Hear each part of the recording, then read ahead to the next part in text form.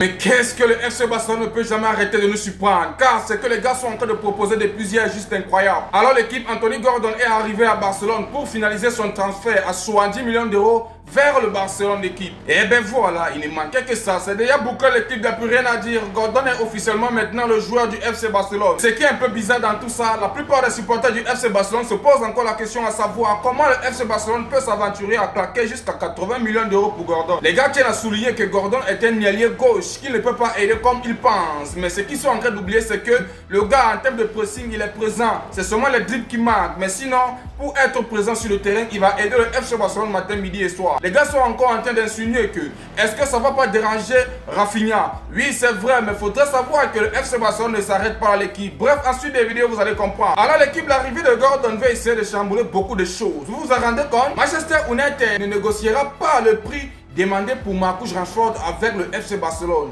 et envisagera aucun nouveau prêt. Le club est convaincu de pouvoir le vendre pour un montant plus élevé ailleurs. À ce que sache, le FC Barcelone est catégorique. Les gars ne veulent pas s'aventurer à donner 30 millions d'euros à Manchester United vis-à-vis de Marcus Rashford. Pour eux, les gars sont en train de dire que c'est trop cher pour Marcus Rashford. Sans toutefois oublier que les gars ont donné 80 millions d'euros pour Gordon. Pourquoi ne pas donner pour Marcus Rashford? Bref, je n'arrive pas à savoir ce que les dirigeants du FC Barcelone sont en train de vouloir faire. Pour moi, pour particulièrement, ça essaie de raisonner mal. Si on bascule un tout petit peu au Barça féminin, on tient très bien à préciser que deuxième départ au FC Barcelone féminin, Ona Baldé quitte le Barça après 3 ans passés au club. Tout ce qu'on peut dire, c'est que merci pour tout ce qu'elle a eu à rapporter au sein du FC Barcelone, car elle était de bout en bout. Et si on vient alors directement sur le cas de Julián Álvarez qui pousse le FC Barcelone à être respecté, on tient très bien à préciser que le Barça veut boucler l'arrivée de Julián Álvarez avant le mondial.